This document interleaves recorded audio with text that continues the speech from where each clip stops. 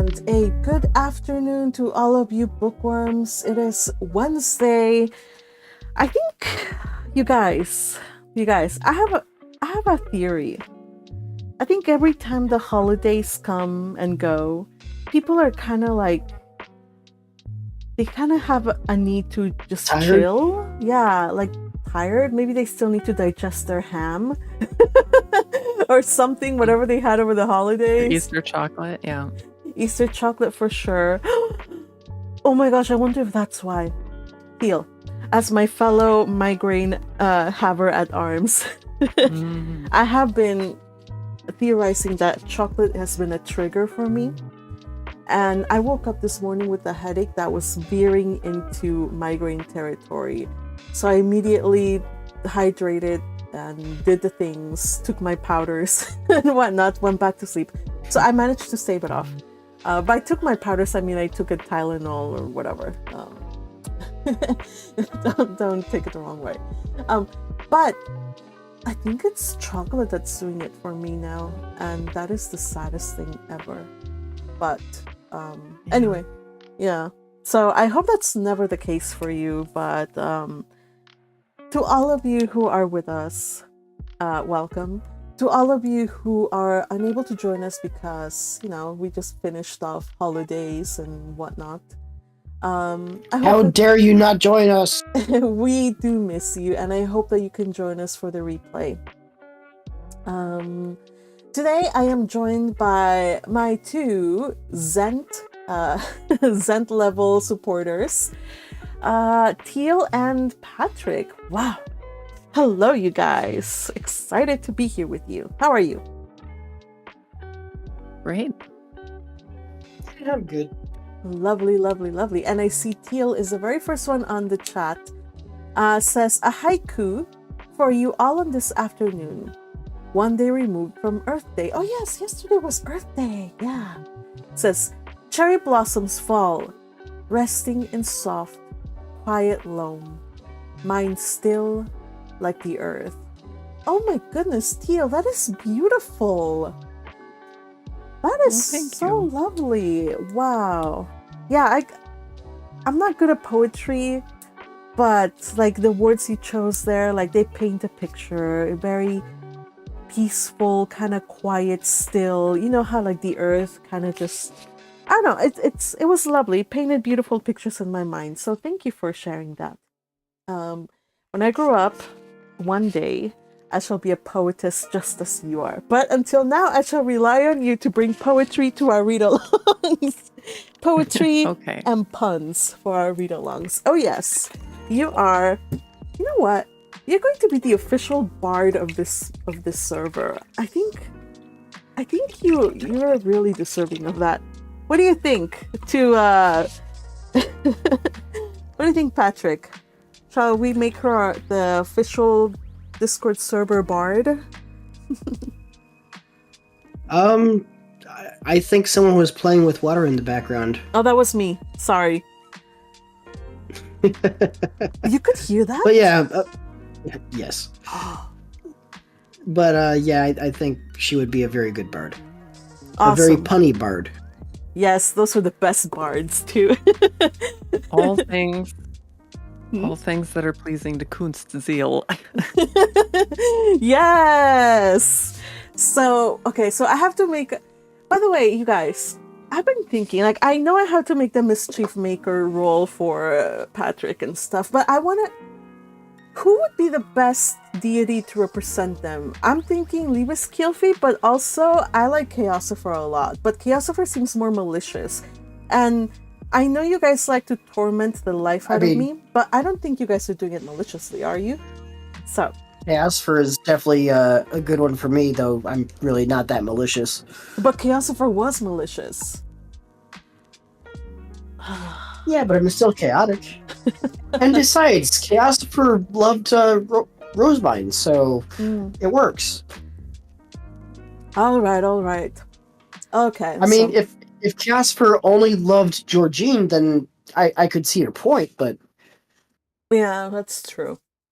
Well, okay. I am leaning now more favorably on calling you Child of Chaosopher.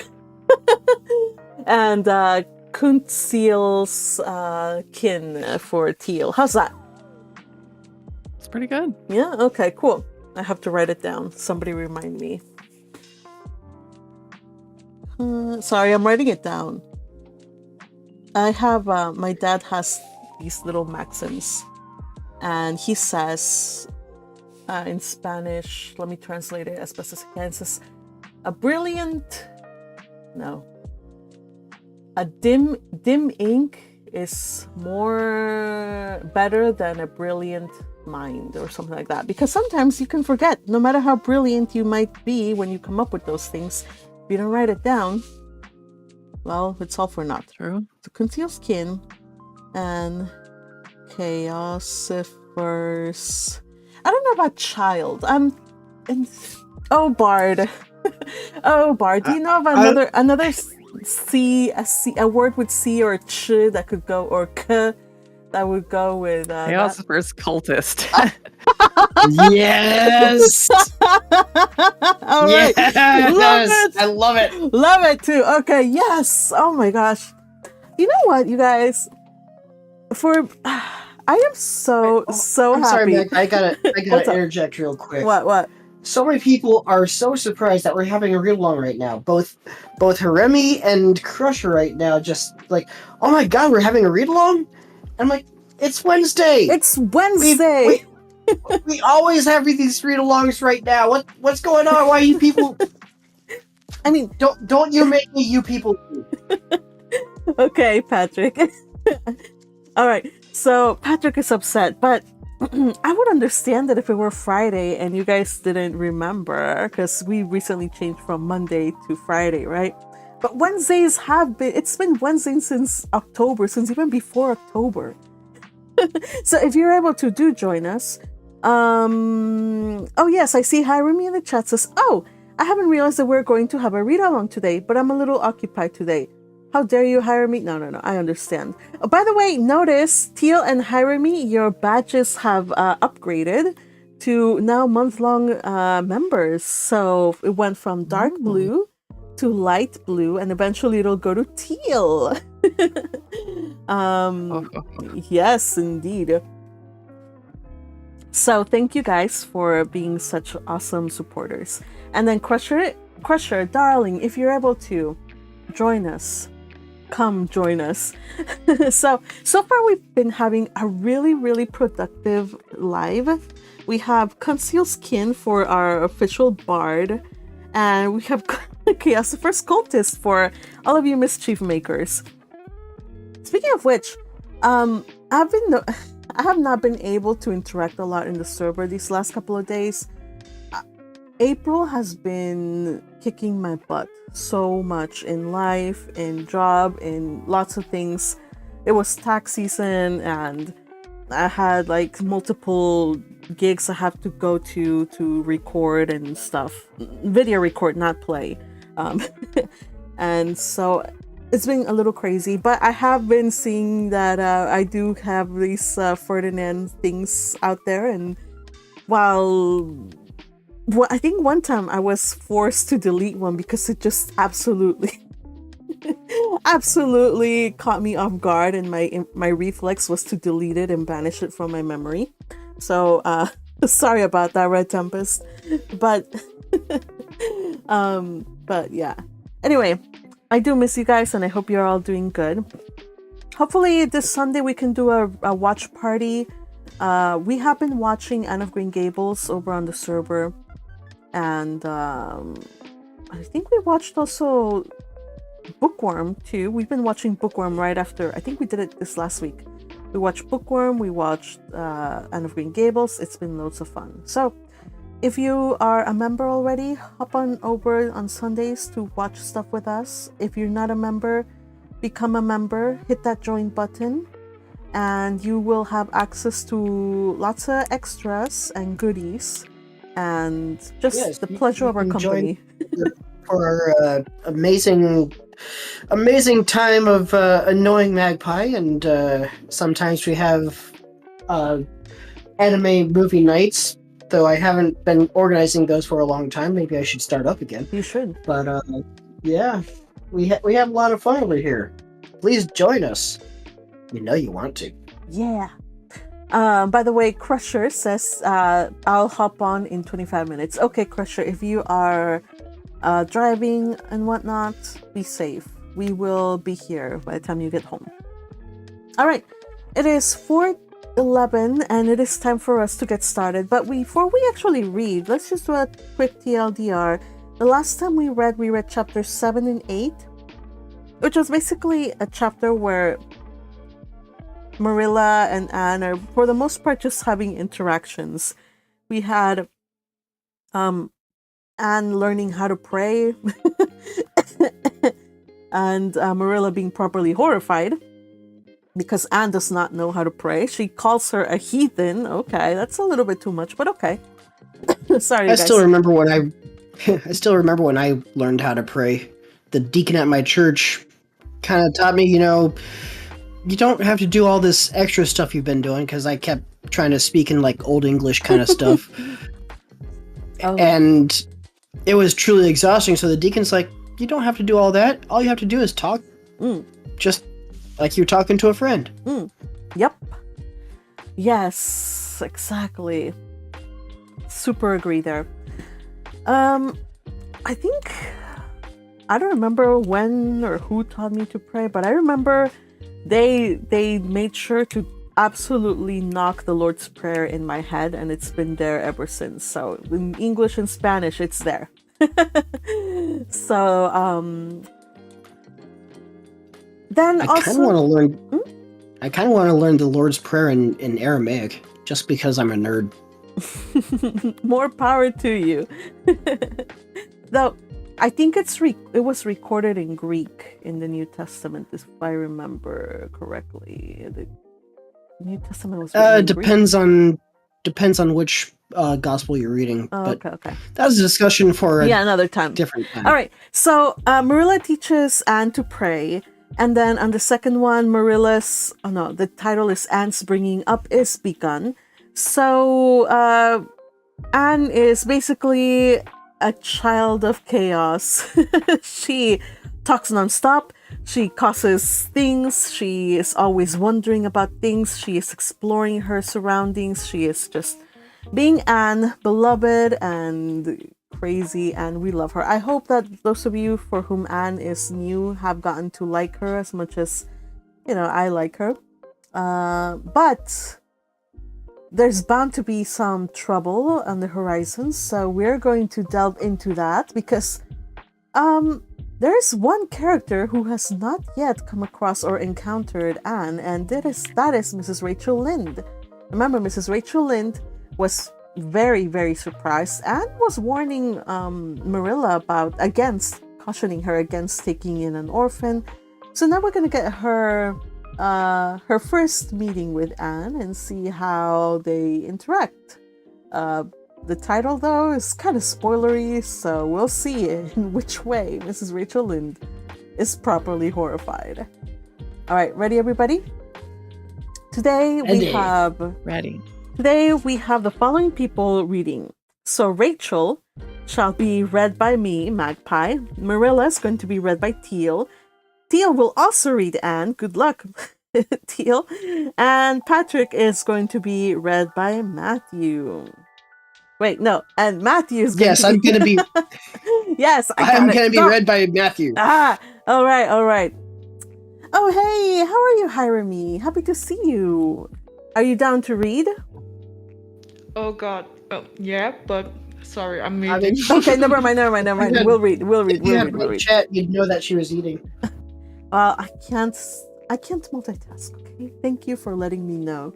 So graciously without calling me out, Patrick.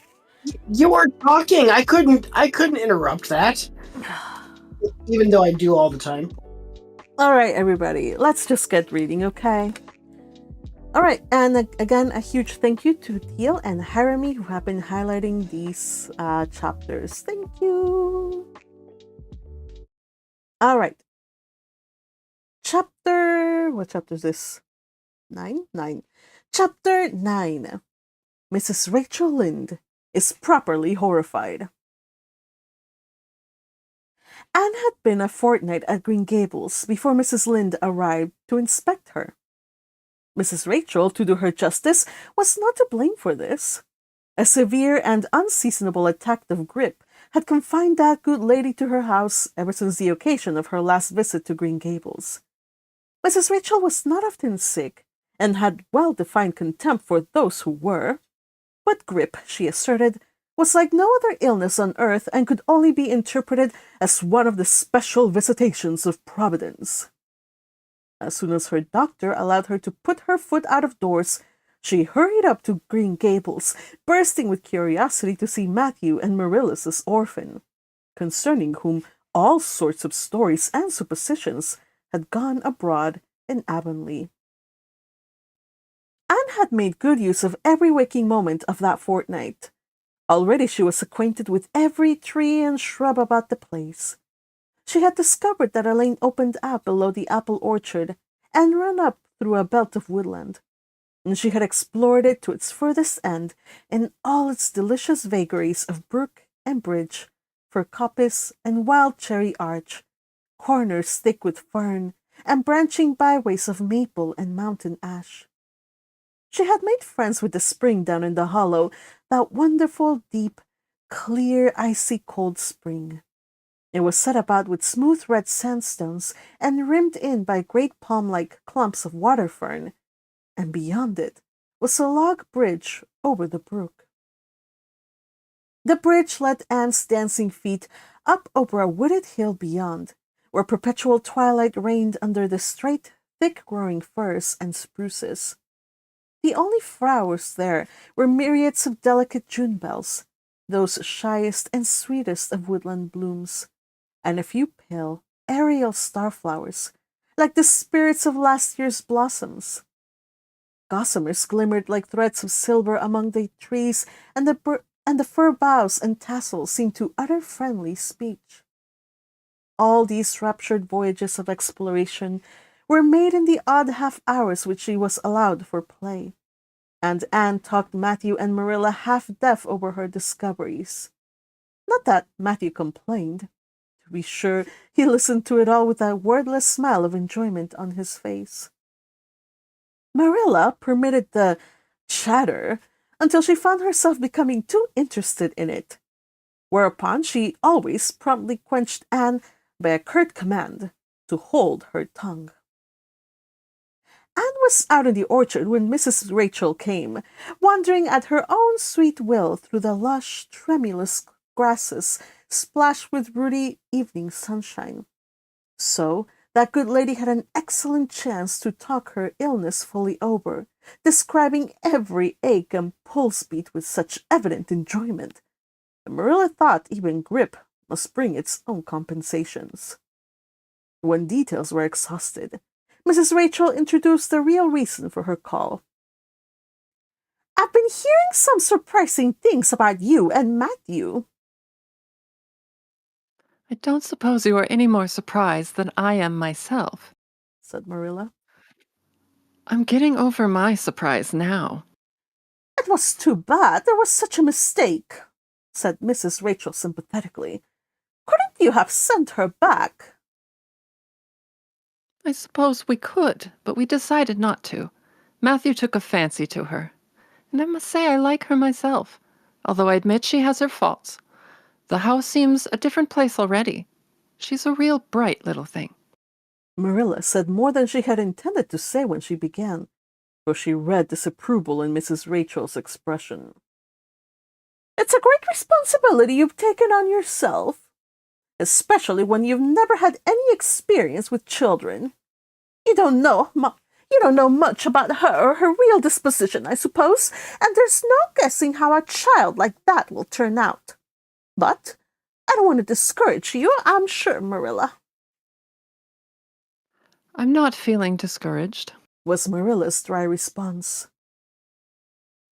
When I make up my mind to do a thing, it stays made up. I suppose you'd like to see Anne. I'll call her in. Anne came running in presently, her face sparkling with the delight of her orchard rovings. But, abashed at finding the delight herself in the unexpected presence of a stranger, She halted confusedly inside the door.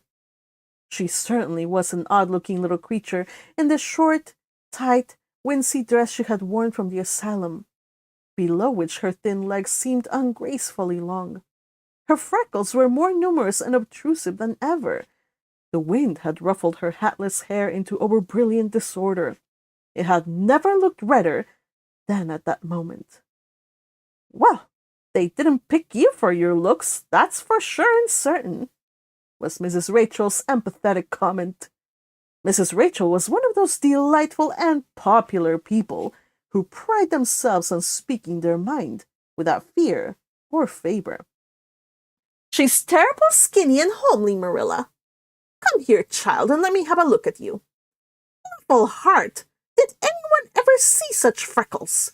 And hair as red as carrots. Come here, child, I say." Anne came there, but not exactly as Mrs. Rachel expected. With one bound, she crossed the kitchen floor and stood before Mrs. Rachel, her face scarlet with anger, her lips quivering, and her whole slender form trembling from head to foot. "I hate you," she cried in a choked voice, stamping her foot on the floor. "I hate you, I hate you, I hate you." A louder stamp with each assertion of hatred.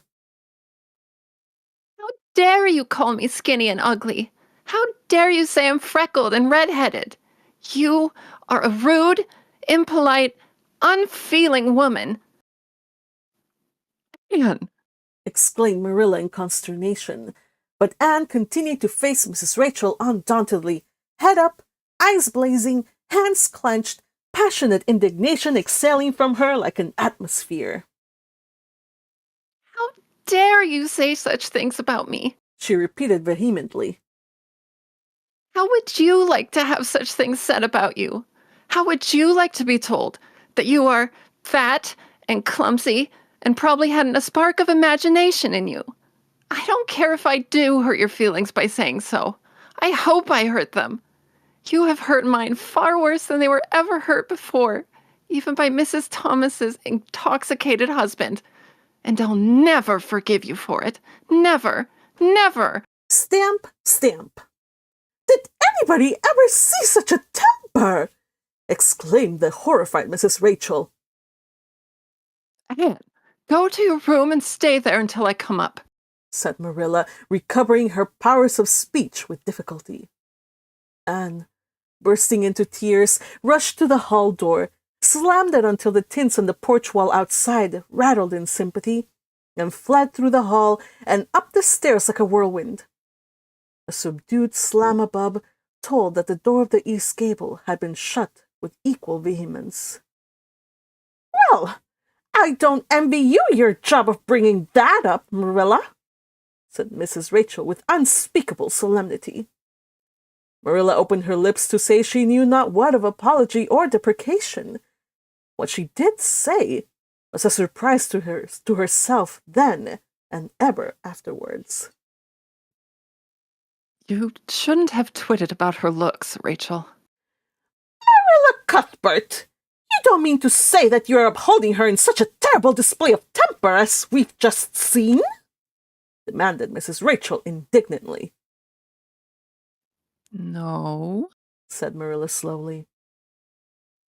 "I'm not trying to excuse her. She's been very naughty, and I'll have to give her a talking to about it. But we must make allowances for her. She's never been taught what is right. And you were too hard on her, Rachel." Marilla could not help tacking on that last sentence, although she was again surprised at herself for doing it. Mrs. Rachel got up with an air of offended dignity. "Well, I see that I'll have to be very careful what I say after this, Marilla, since the fine feelings of orphans, brought from goodness knows where, have to be considered before anything else. Oh, no, I'm not vexed. Don't worry yourself. I'm too sorry for you to leave any room for anger in my mind. You'll have your own troubles with that child, but if you'll take my advice, which I suppose you won't do, although I've brought up 10 children and buried 2, You will do that talking to you mention with a fair-sized birch switch. I should think that should be the most effective language for that kind of child. Her temper matches her hair, I guess. Well, good evening, Marilla. I hope you'll come down to see me as often as usual, but you can't expect me to visit here again in a hurry if I'm liable to be flown at and insulted in such a fashion. It's something new in my experience. Whereat Mrs. Rachel swept out and away, if a fat woman who always waddled could be said to sweep away, and Marilla, with a very solemn face, betook herself to the east gable. On the way upstairs, she pondered uneasily as to what she ought to do. She felt no little dismay over the scene that had just been enacted. How unfortunate that Anne should have displayed such a temper before Mrs. Rachel Lynde, of all people. Then Marilla suddenly became aware of an uncomfortable and rebuking consciousness that she felt more humiliation over this than sorrow over the discovery of such a serious defect in Anne's disposition. And how was she to punish her? The amiable suggestion of the birch switch, to the efficiency of which all of Mrs. Rachel's own children could have borne smarting testimony, did not appeal to Marilla. She did not believe she could whip a child. No, some other method of punishment must be found to bring Anne to a proper realization of the enormity of her offense. Marilla found Anne face downward on her bed, crying bitterly, quite oblivious of muddy boots on a clear counterpane. Anne, she said, not ungently. No answer. Anne, with greater severity. Get off that bed this minute and listen to what I have to say to you. Anne squirmed off the bed and sat rigidly on the chair beside it, her face swollen and tear-stained, and her eyes fixed stubbornly on the floor. This is a nice way for you to behave. Anne, aren't you ashamed of yourself? She hadn't any right to call me ugly and red-headed, retorted Anne, evasive and defiant. You hadn't any right to fly into such a fury and talk the way you did to her, Anne. I was ashamed of you, thoroughly ashamed of you. I wanted you to behave nicely to Mrs. Lynde, and instead of that, you have disgraced me. I'm sure I don't know why you should lose your temper like that just because Mrs. Lynde said you were red-headed and homely. You say it yourself often enough. Oh, but there's such a difference between saying a thing yourself and hearing other people say it, wailed Anne. You may know a thing is so, but you can't help hoping other people don't quite think it is. I suppose you think I have an awful temper, but I couldn't help it.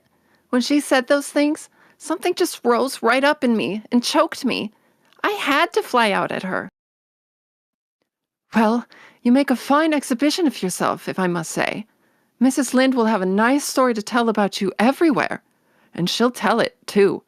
It was a dreadful thing for you to lose your temper like that, Anne. Just imagine how you would feel if somebody told you to your face you were skinny and ugly, pleaded Anne tearfully. An old remembrance suddenly rose up before Marilla. She had been a very small child when she had heard one aunt say of her to another, "What a pity she is such a dark, homely little thing." Marilla was every day of 50 before the sting had gone out of that memory. I don't say that I think Mrs. Lynde was exactly right in saying what she did to you, Anne, she admitted in a softer tone. Rachel is too outspoken, but that is no excuse for such behavior on your part. She was a stranger and an elderly person, and my visitor. All three very good reasons why you should have been respectful to her. You were rude and saucy and... Marilla had a saving inspiration of punishment. You must go to her and tell her you are very sorry for your bad temper and ask her to forgive you. I can never do that, said Anne determinedly and darkly. You can punish me in any way you like, Marilla. You can shut me up in a dark, damp dungeon inhabited by snakes and toads, and feed me only on bread and water, and I shall not complain. But I cannot ask Mrs. Lynde to forgive me. We're not in the habit of shutting people up in dark, damp dungeons, said Marilla dryly. Especially as they're rather scarce in Avonlea. But apologize to Mrs. Lynde you must, and shall, and you'll stay here in your room until you can tell me you're willing to do it. I shall have to stay here forever then, said Anne mournfully. Because I can't tell Mrs. Lynde I'm sorry I said those things to her. How can I? I'm not sorry. I'm sorry I vexed you, but I'm glad I told her what I just did. It was a great satisfaction. I can't say I'm sorry when I'm not, can I? I can't even imagine I'm sorry. Perhaps your imagination will be in better working order by the morning, said Marilla, rising to depart. You'll have the night to think over your conduct in and come to a better frame of mind. You said you would try to be a very good girl if we kept you at Green Gables, but I must say it hasn't seemed very much like it this evening. Leaving this Parthian shaft to rankle in Anne's stormy bosom, Marilla descended to the kitchen, grievously troubled in mind and vexed in soul. She was angry with herself as with Anne, because whenever she recalled Mrs. Rachel's dumbfounded countenance, her lips twitched with amusement, and she felt a most reprehensible desire to laugh. End of chapter. Honestly, Rachel deserves it. Honestly, yes. How are you, Jeremy? Are you Very much so. I'm doing good. And Crusher is here with us too. Hey, Crusher. Probably. Hello. Oh, there you are. All right. So we're gonna do one more chapter. I think we got everything. And then we shall discuss. Yes, we shall discuss. All right. By the way, Jeremy pointed out, ha ha ha ha. Magpie's Rachel is screeching like a professor that I read about before. Yeah, Frau Alarm. Kind of feel nostalgic for Frau Alarm vibes, so there we go. All right, so let's continue on. Teal, how are you doing? Reading Two Rules, you good? It was interesting, I will say that. Yeah, you were doing good. You did a good job. Okay, cool. All right, let's continue on then. You're doing awesome. Bravo, Teal. No one wants to give me a roll? Oh. Well, you can have Mrs. Rachel Lynde if you want. I was reading Rachel Lynde. Oh, Fraulein Part 2? Yeah. All right. You want to do it? Okay, cool. So now we revise our cast. Rachel is being read by Crusher. All right. Chapter 10. Anne's Apology. Marilla said nothing to Matthew about the affair that evening. But when Anne proved still refractory the next morning, an explanation had to be made to account for her absence from the breakfast table. Marilla told Matthew the whole story, taking pains to impress him with a due sense of the enormity of Anne's behavior. It's a good thing Rachel Lynde got a calling down. She's a meddlesome old gossip. Was Matthew's consolatory rejoinder. Matthew Cuthbert, I'm astonished at you. You know that Anne's behavior was dreadful, and yet you take her part. I suppose you'll be saying next thing that she oughtn't to be punished at all. Well, no, not exactly, said Matthew uneasily. I reckon she ought to be punished a little. But don't be too hard on her, Marilla. Recollect, she hasn't even had anyone to teach her right. You're going to give her something to eat, aren't you? When did you ever hear of me starving people into good behavior? Demanded Marilla indignantly. She'll have her meals regular, and I'll carry them up to her myself. But she'll stay up there until she's willing to apologize to Mrs. Lynde, and that's final, Matthew. Breakfast, dinner, and supper were very silent meals for Anne for Anne still remained obdurate. After each meal, Marilla carried a well-filled tray to the east gable and brought it down later on, not noticeably depleted. Matthew eyed its last descent with a troubled eye. Had Anne eaten anything at all? When Marilla went out that evening to bring the cows from the back pasture, Matthew, who had been hanging about the barns and watching, slipped into the house with the air of a burglar and crept upstairs. As a general thing, Matthew gravitated between the kitchen and the little bedroom off the hall where he slept. Once in a while he ventured uncomfortably into the parlor or sitting room when the minister came to tea. But he had never been upstairs in his own house since the spring he helped Marilla paper the spare bedroom, and that was 4 years ago. He tiptoed along the hall and stood for several minutes outside the door of the east gable before he summoned courage to tap on it with his fingers and then opened the door to peep in. Anne was sitting on the yellow chair by the window, gazing mournfully out into the garden. Very small and unhappy she looked, and Matthew's heart smote him. He softly closed the door and tiptoed over to her. He whispered, as if afraid of being overheard. How are you making it, Anne? Anne smiled wanly. Pretty well. I imagine a good deal, and that helps to pass the time. Of course, it's rather lonesome, but then I may as well get used to that. Anne smiled again, bravely facing the long years of solitary imprisonment before her.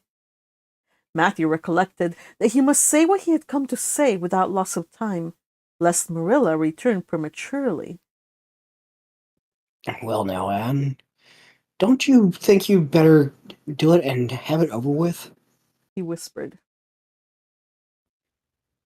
It'll have to be done sooner or later.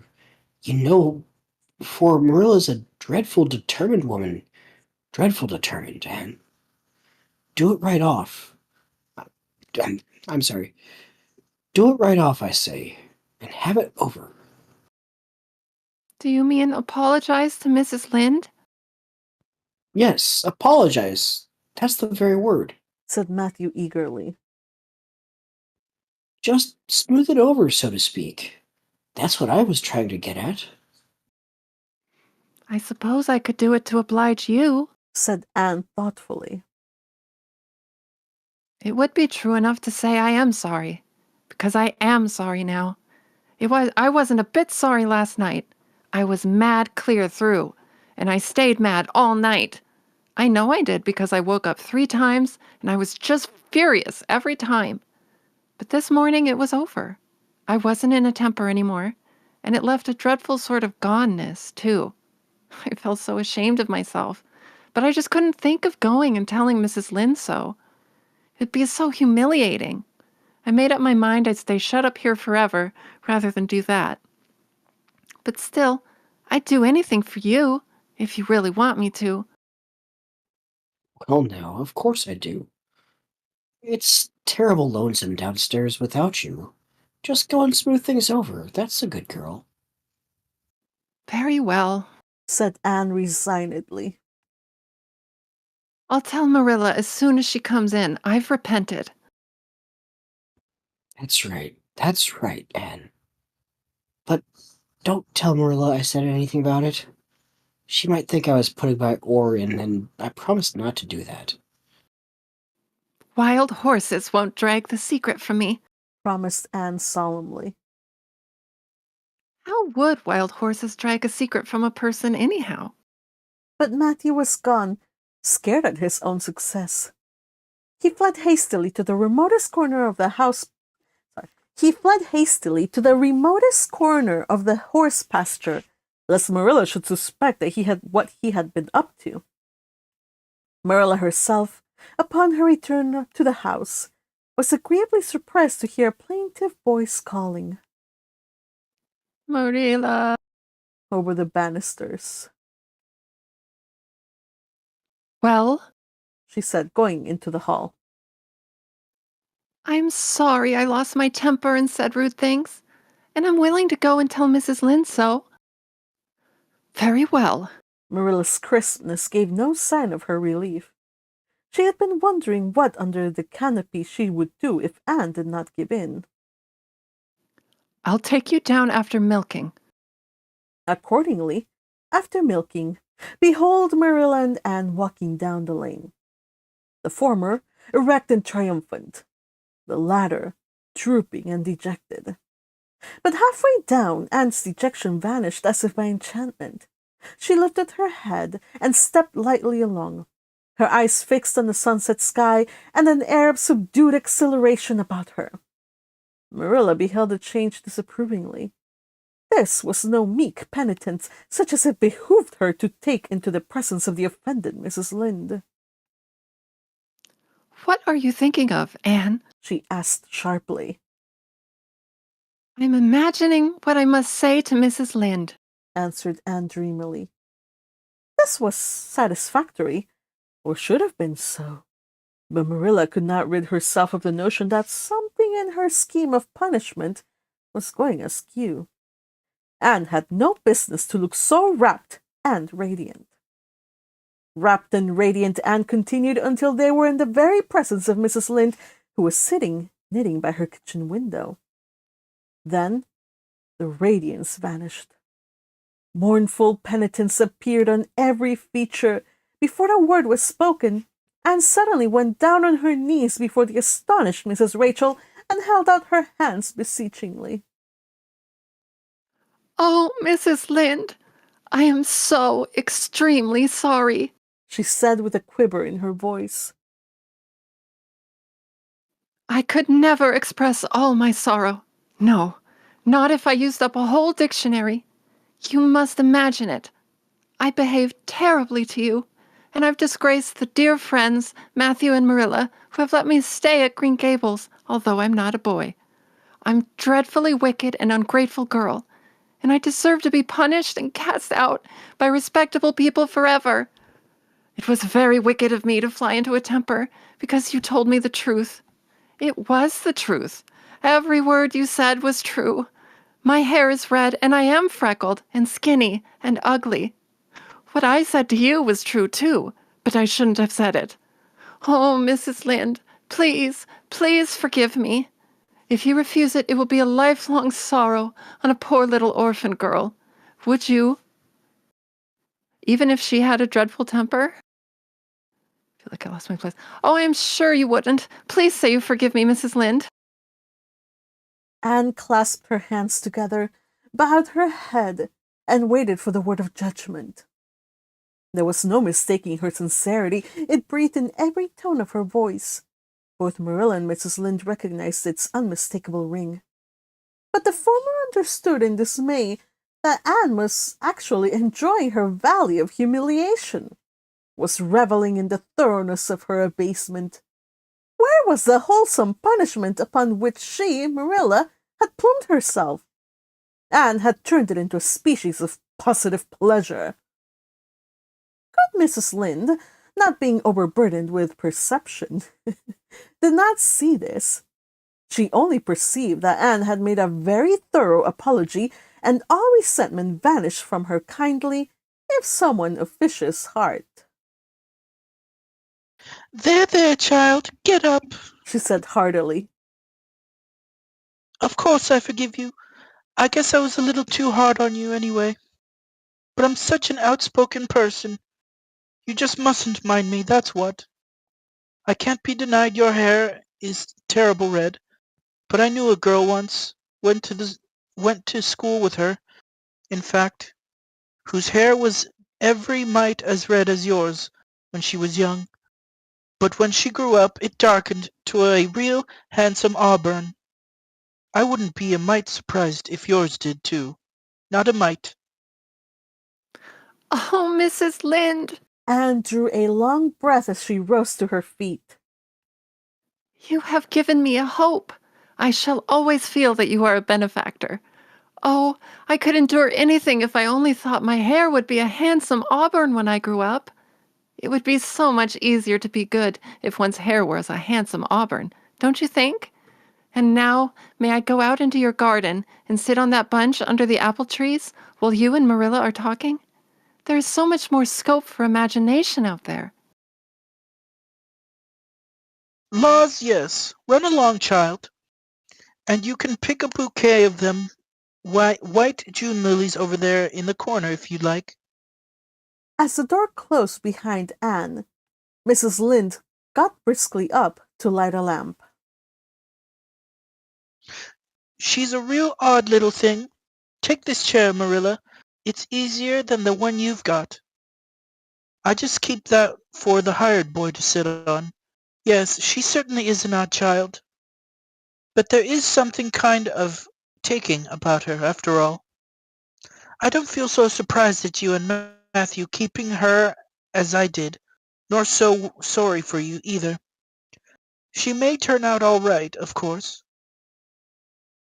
She has a queer way of expressing herself. A little too, well, too kind of forcible, you know? But she'll likely get over that now that she's come to live among civilized folks. And then her temper. And then her temper's pretty quick, I guess. But there's one comfort. A child that has a quick temper, just blaze up and cool down, ain't never likely to be sly or deceitful. Preserve me from a sly child, that's what. On the whole, Marilla, I kind of like her. When Marilla went home, Anne came out of the fragrant twilight of the orchard with a sheaf of white narcissi in her hands. I apologized pretty well, didn't I? She said proudly as they went down the lane. I thought since I had to do it, I might as well do it thoroughly. You did it thoroughly, all right enough, Was Marilla's comment. Marilla was dismayed at finding herself inclined to laugh over the recollection. She had also an uneasy feeling that she ought to scold Anne for apologizing so well, but then that was ridiculous. She compromised with her conscience by saying severely, I hope you won't have occasion to make many more such apologies. I hope you'll try to control your temper now, Anne. That wouldn't be so hard if people wouldn't twit about my looks. said Anne with a sigh. I don't get cross about other things, but I'm so tired of being twitted about my hair, and it just makes me boil right over. Do you suppose my hair really will be a handsome auburn when I grow up? You shouldn't think so much about your looks, Anne. I'm afraid you're a very vain little girl. How can I be when I know I'm homely? Protested Anne. I love pretty things, and I hate to look in the glass and see something that isn't pretty. It makes me feel so sorrowful, just as I feel when I look at any ugly thing. I pity it because it isn't beautiful. Handsome is as handsome does. Quoted Marilla. I've had that said to me before, but I have my doubts about it. Remarked skeptical Anne, sniffing at her narcissi. Oh, aren't these flowers sweet? It was lovely of Mrs. Lynde to give them to me. I have no hard feelings against Mrs. Lynde now. It gives you a lovely, comfortable feeling to apologize and be forgiven, doesn't it? Aren't the stars bright tonight? If you could live in a star, which one would you pick? I'd like that lovely, clear, big one away over there above the dark hill. Anne, do hold your tongue, said Marilla, thoroughly worn out trying to follow the gyrations of Anne's thoughts. Anne said no more until they turned into their own lane. A little gypsy wind came down to meet them, laden with the spicy perfume of young, dew-wet ferns. Far up in the shadows, a cheerful light gleamed out through the trees from the kitchen at Green Gables. Anne suddenly came close to Marilla and slipped her hand into the older woman's hard palm. It's lovely to be going home and know it's home. I love Green Gables already, and I never loved any place before. No place ever seemed like home. Oh, Marilla, I'm so happy. I could pray right now and not find it a bit hard. Something warm and pleasant welled up in Marilla's heart at the touch of that thin little hand in her own. A throb of the maternity she had missed, perhaps. Its very unaccustomedness and sweetness disturbed her. She hastened to restore her sensations to their normal calm by inculcating a moral. If you'll be a good girl, you'll always be happy, Anne, and you should never find it hard to say your prayers. Saying one's prayers isn't exactly the same thing as praying, said Anne meditatively. but I'm going to imagine that I'm the wind that is blowing up there in those treetops. When I get tired of the trees, I'll imagine I'm gently waving down here in the ferns. And then I'll fly over to Mrs. Lynde's garden and set the flowers dancing. And then I'll go with one great swoop over the clover field. And then I'll blow over the lake of shining waters and ripple it all up into little sparkling waves. Oh, there's just so much scope for imagination in a wind. So I'll not talk any more just now, Marilla. Thanks be to goodness for that, breathed Marilla in devout relief. End of chapter. All right. Good job, Teal, taking the role of Marilla and Anne. You should take a sip of water, rest your voice. Yes, thank you. Yeah, you did a pretty good job there. Mm-hmm. You did. That was a challenge, and you did so good. All right. Ooh, Magpie. What's up? I generated something. Oh, okay. Yeah, I think I saw it. Let me just pull it up then. By the way, welcome to Fuji Petals Floating in the River. Happy to see you and anybody else. Little Butterfly was here with us. I think she might have had to dip a little afterwards. Anyway, we're happy she to was see just here quickly to say hi and move on. Okay, well, I'm glad that she was here. Happy to see you here. Let me just pull up and see where's this generation? Where is it? Where do you put it? It's in the General voice chat. general voice chat, yeah. Hashtag or within the general? Don't put them within the voice chats. It has to be the hashtag voice chat because otherwise it's really hard for me to pull it up. Let's see if it doesn't Alright, I'll crash. move it to voice chat. Yes, please. Oh, dang. There we go. Okay. All right. Oh, this is cute. Let me share it with you guys. All right. So we got, this is so pretty. Anne at prayers.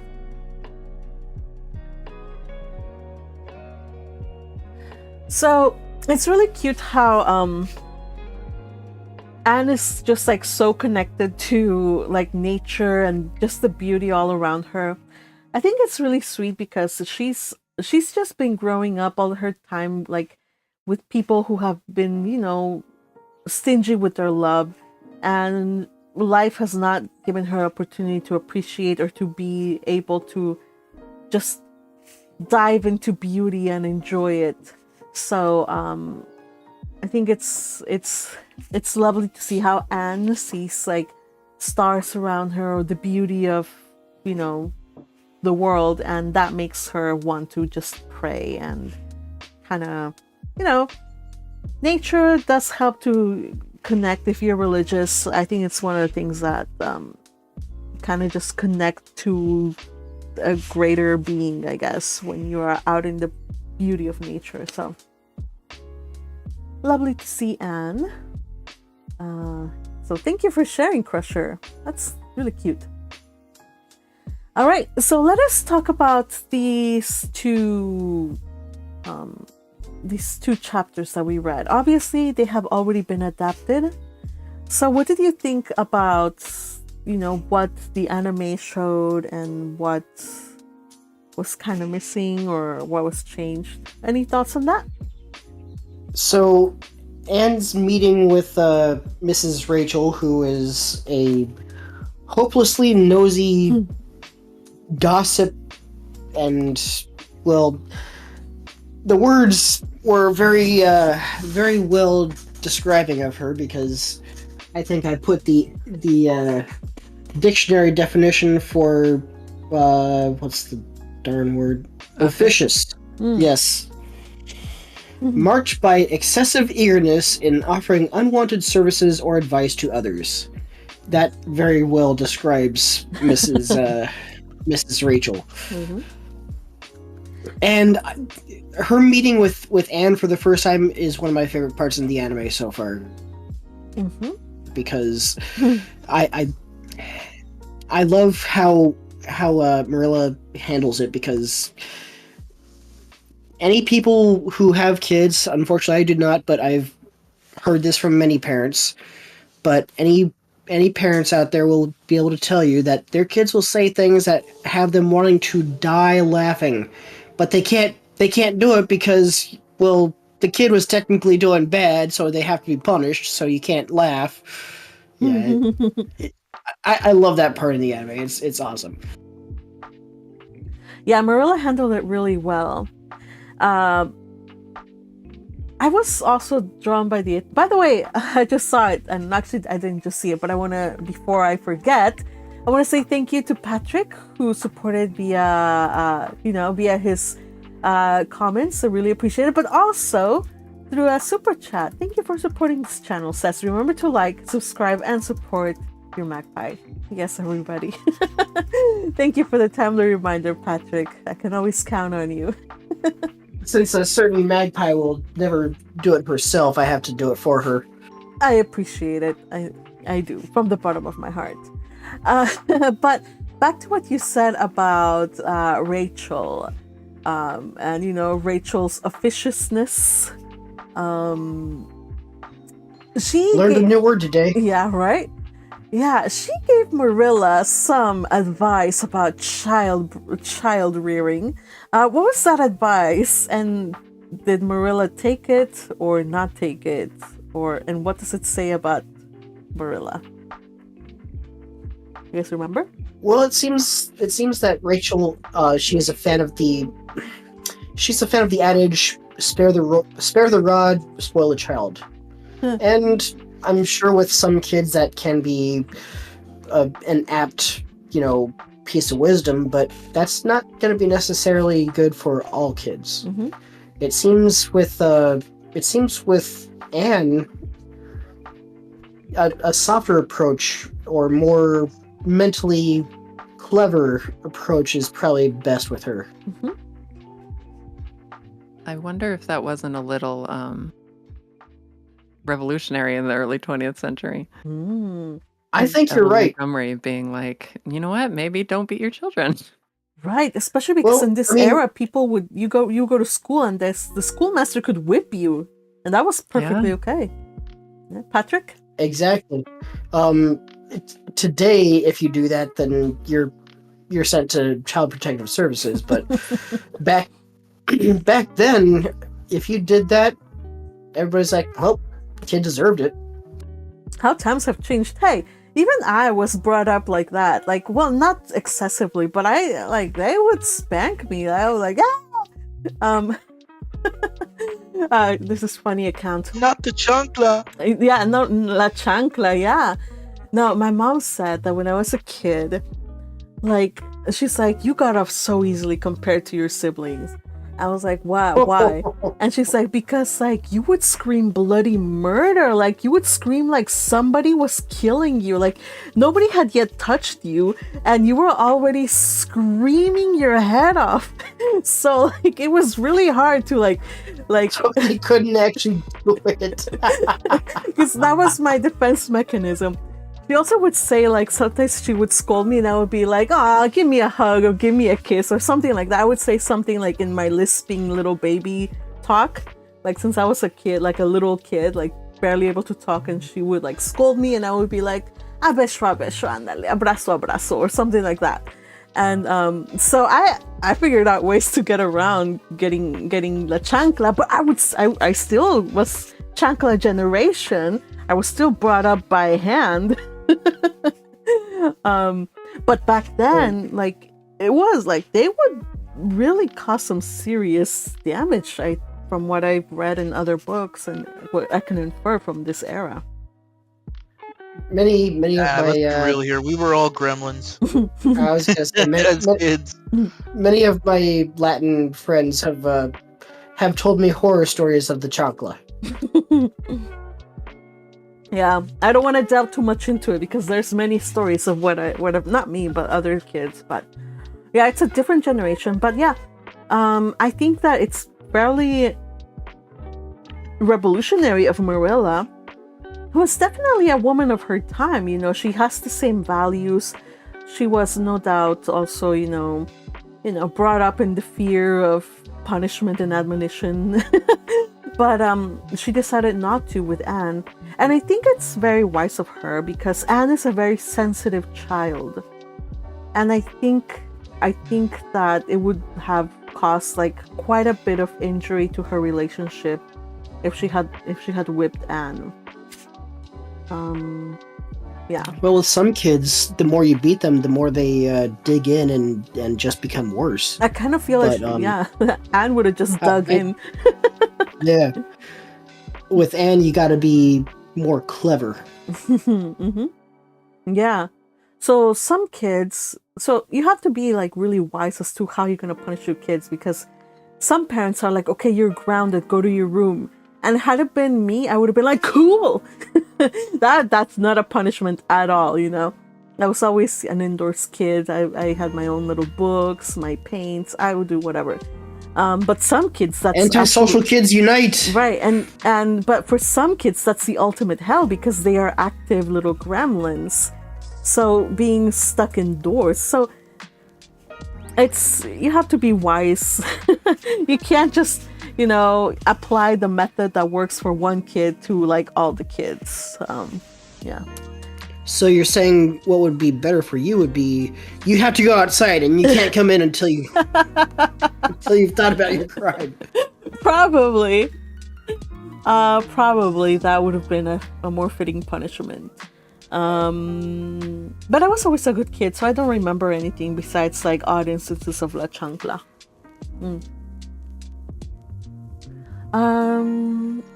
Let's see, what else?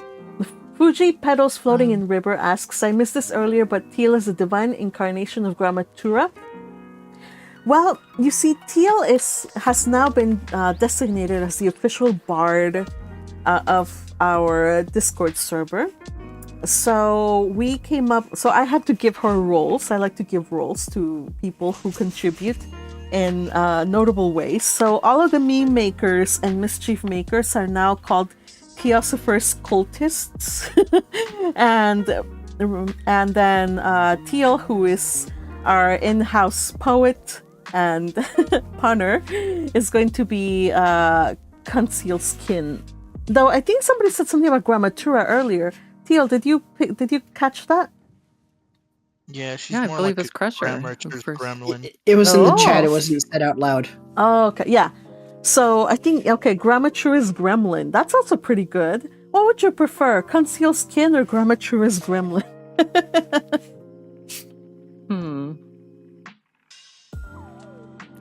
Well, it is fair. I don't make a lot of like art or anything, which If anything, I should be Conceal's kin with all these AI generated images. You're one of my cultists. You're a cultist. You will be one of mine. He's already claimed you. All right.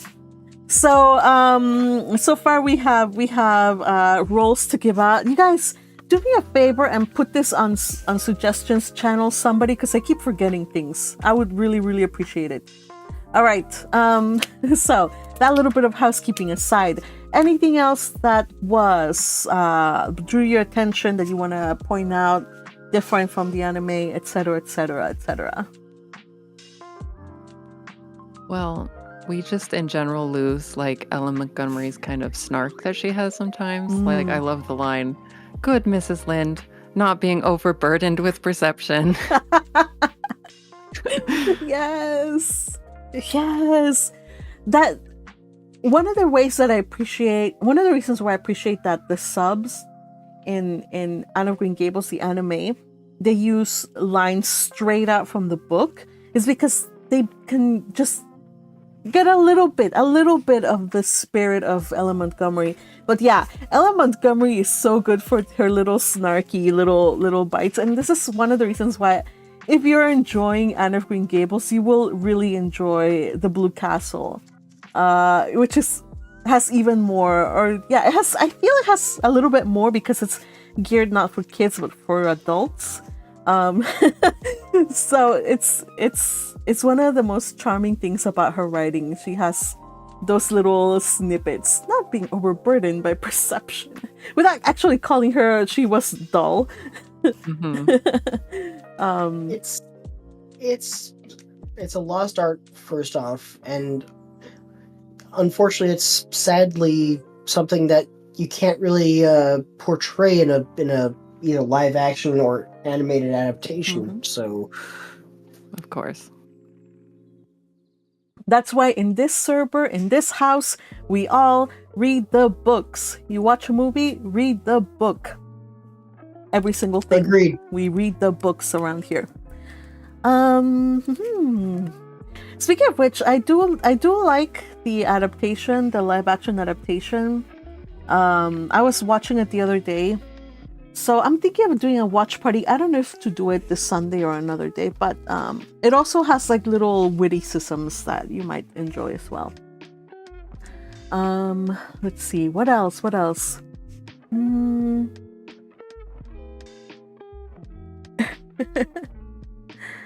Was not Anne of Green Gables for adult Sunday school? What's that? Fuji petals floating in the river. Adult Sunday school. I'm not following.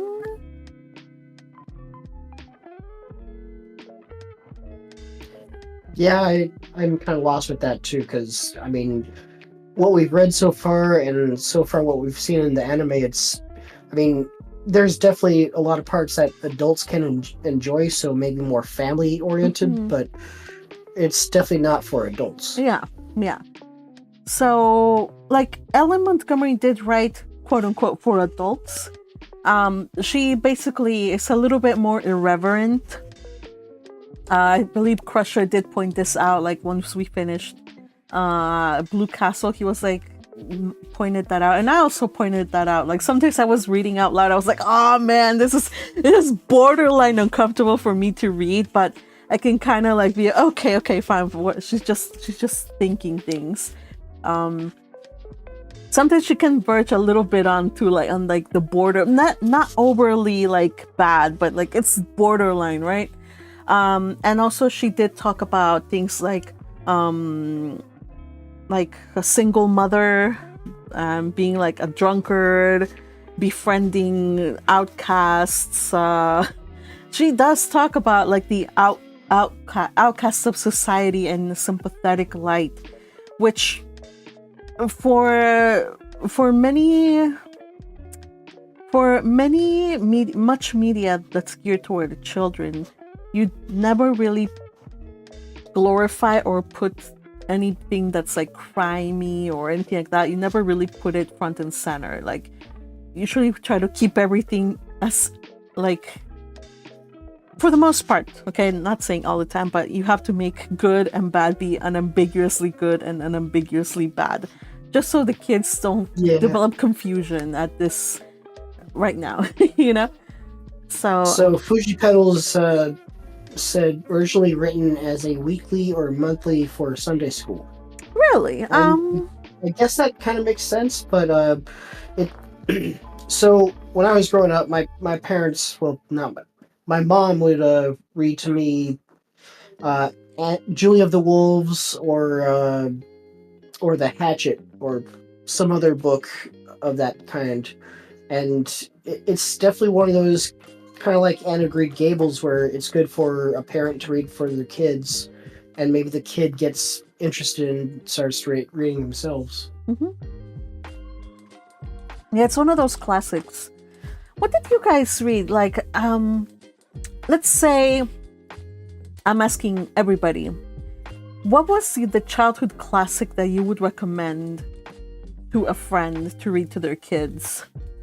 For me, of course, it's Anne of Green Gables series. Um, growing up, though, I think one of the books that I really like devoured and which helped me a lot with my English were the Chronicles of Narnia. Those were really fun for me, starting with The Lion, the Witch, and the Wardrobe. But what about you guys? What did you read, or what would you recommend? Oh The man, Lord of my the Rings? recommendations. Yeah, Lord of the Rings. Ooh, That's all. Tolkien. That is definitely a good one. Wow. I wonder how old you have to be able to fully appreciate Tolkien's writing. Tolkien, if it's read by a good orator, I mean, my mom was very good at this, so she could make me actually interested in Ernest Hemingway, and reading his works myself, I'm like, how did she make this magic happen? I can't get into this reading it by myself.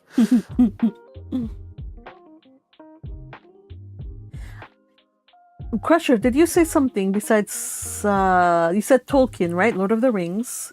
Anybody else? Yeah, but mine was gonna be a little bit more edgy.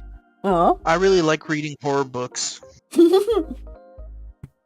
Yeah, Edgar- like spooky Ed- books. Edgar Allan Poe or H.P. Lovecraft.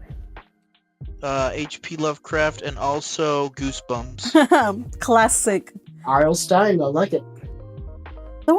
I don't know if there was scary stories to tell in the dark. I would read those. Oh, that's another good one. Mm-hmm. The illustrations were the things that scared me the most, though. Whoever illustrated those, they did a really good job. So not a classic, but I loved reading the Boxcar Children as a kid. I didn't read those actually. Fuji Petals Floating in the River says, how old is it to consider a classic? You know what? Don't even think of it as a classic. Just what book growing up would you recommend? Boxcar Kids. I think I've heard of it though, but I didn't actually get to read them. Could you just give me a brief synopsis of that? Well, so the origin, so the first novel, the kids, I guess their parents died or something, and they were going to be taken in by their eccentric grandfather, and they're like, "Oh, we don't want that. He's scary. Let's run away from home." So they end up out in the wilderness. They find some abandoned boxcars on this abandoned railroad, and they start living out of that and start, making their own little homestead before eventually they're found and their grandfather takes them in, who they discover is actually a nice old guy. Good on them. And eventually they start doing, mystery kind of solving things, kind of like the Hardy Boys or Nancy Drew. When you said about kids that they were taken in by the parents died or whatnot, I just remembered one that I really liked a lot. Though I was already a little bit too old for it to be like I was. But anyway, I really liked them. There was a series of unfortunate events. Though in this case, the relative that takes the kids in is anything but a nice old man. He is the antagonist of the whole story, and I remember enjoyed that. those too. Oh, Lemony Snicket. Yep, Lemony Snicket. Yep. Teal, any books that you, as a kid, have you taken your rest from reading Anne and Marilla? I'm hoping. Tell us your books that you would like to recommend.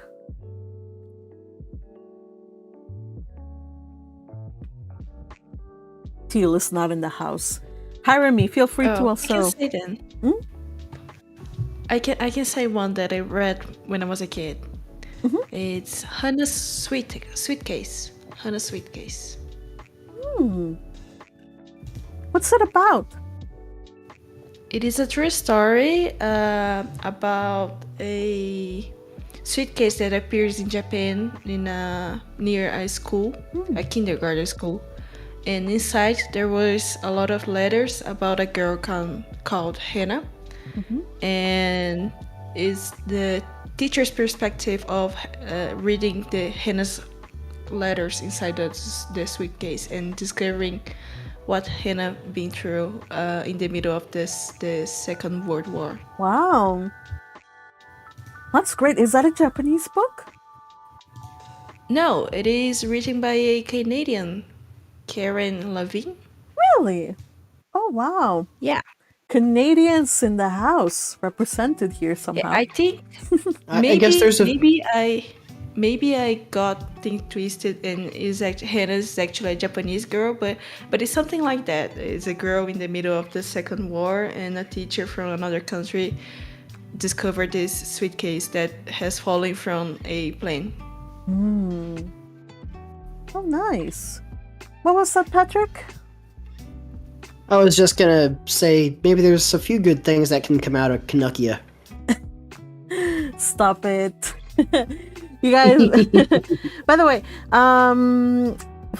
Fuji Petals Floating in the River says Heidi for children, bookworm for teens. And by the way, Heidi has received a lot of adaptations. There was the oldest adaptation I can remember, though there have been several of them, but a classic one is like with Shirley Temple. She was Heidi. I think she was Heidi.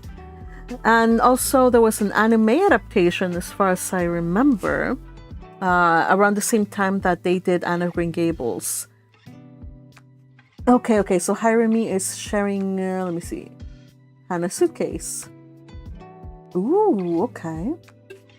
Nice, thank you for sharing that.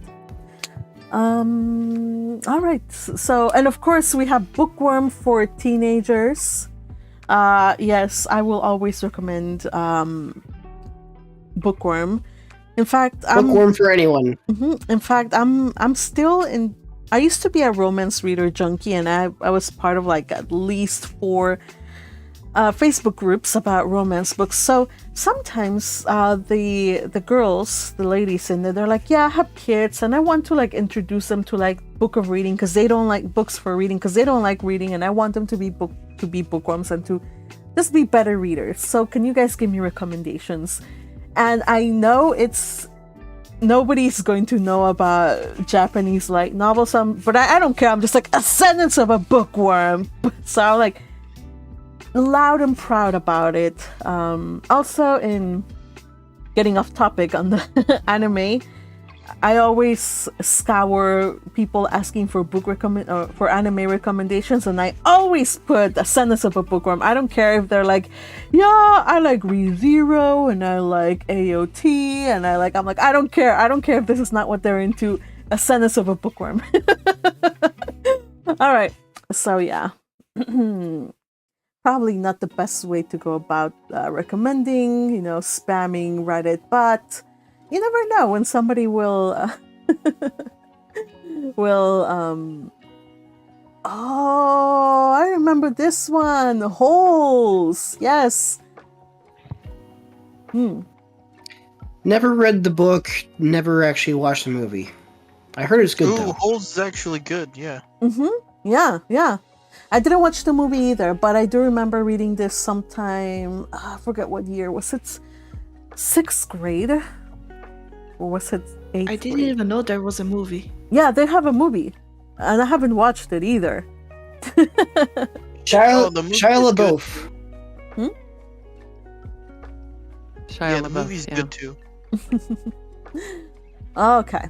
So, there we go. And also, okay, Patrick also shares with us the Boxcar Children here. Thank you, Patrick.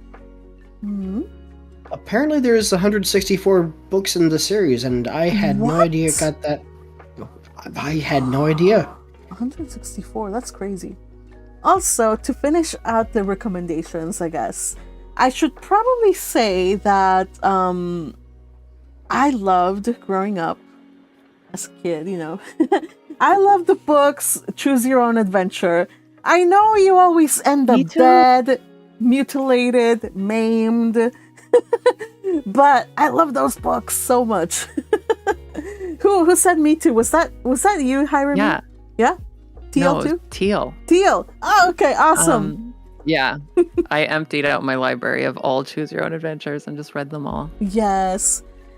Those. Oh, Coraline. You do say Coraline, or it's Coraline? I forget. How do you say it? Coraline. Does anybody remember Babe or Indian in the Cupboard? I remember the movies. Babe. I never read the books, Yeah, but I it's read the movies. movies. I watched the movies. Mm-hmm. The books were fantastic, and Babe, that adaptation was very good as a movie. Yeah, the first one Indian though. in the Cupboard missed a lot. Indian in the Cupboard. I didn't even know it was a book. Oh, it was a good book. Also, you guys, The Secret Garden and Little Princess by Frances Hudson Burnett. Classic. So good. The movies, I love them. Oh, so good. I think one of my favorite movies, hands down, has got to be The Secret Garden, the 1993 version. I highly recommend it if you haven't watched it. One day we're gonna read The Secret Garden, or I'm still torn between A Little Princess and The Secret Garden. I don't know which one. We'll make a vote for it, but the movies are fantastic. The books are really, really good too, so yeah. All right, you guys. And yeah, Coraline, I haven't watched the movie, but I read the book, and it is sufficiently creepy, for kids. It's the right amount of creepiness that's good for kids without being horror. So I like that a lot. And you guys know I'm not into horror or very, very creepy things. But I really liked Coraline a lot. All right, darlings. I have had so much fun in this little read-along. We've shared our favorite books when growing up. I haven't read Les Mis. Hiram, thank you for the... Especially because I feel it's really, really long for a kid. But maybe as a teen, it would be good too, right? So anyway, thank you for sharing your book picks, recommendations for kids. To those of you who are not live but are listening in, be sure to share in the comments any books that you would recommend. We don't have to be children to enjoy children's books. In fact, I don't know who it was. Maybe it was Neil Gaiman himself who said that the best children's books are enjoyable to the adults as well. So there you go. Well, that also holds true for a lot of children's movies these days, because, kids can drag their parents out to watch whatever stupid child's movie there is, but the movies that really stand the test of time are the ones that the entire family enjoys. Chicken jockey. What in the world? I have no idea what that is. That's Minecraft. All right. Oh, hey, Fergie's in #voice chat. Why isn't he here? Get your butt in here, Fergie.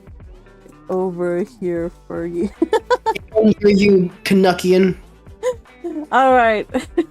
Well, YouTube peeps, we will let you go. Thank you for joining us. We will be reading the next chapters, which I think is Anne going to school or Sunday school. Anne going to Sunday school and other stuff. So be sure to join us on Friday, 1 p.m. Gang, if you don't see the announcements, just know that unless something happens, unless I'm struck with a migraine that I just can't get out of bed for, we always have read-alongs. Wednesdays at 4 p.m. Pacific, Fridays, 1 p.m. Pacific.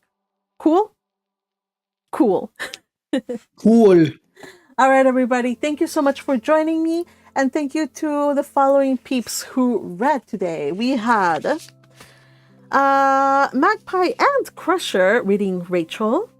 We had Teal with the unenviable task of reading both Marilla and Anne and doing a fantastic job. Thank you, Teal. and of course, Patrick, who read our most beloved and gentle Matthew. And of course, thank you to Hirami. Are you sure it wasn't Matthew who? Oh, shush. And of course, thank you to Hirami and Teal who highlighted these chapters. And to you, beautiful people, hanging out with us. Hope you enjoyed the read along. Do join us next time for the next 2 chapters. We'll see you later. Say bye-bye, gang. Bye-bye, gang. Bye-bye, gang. Yeah.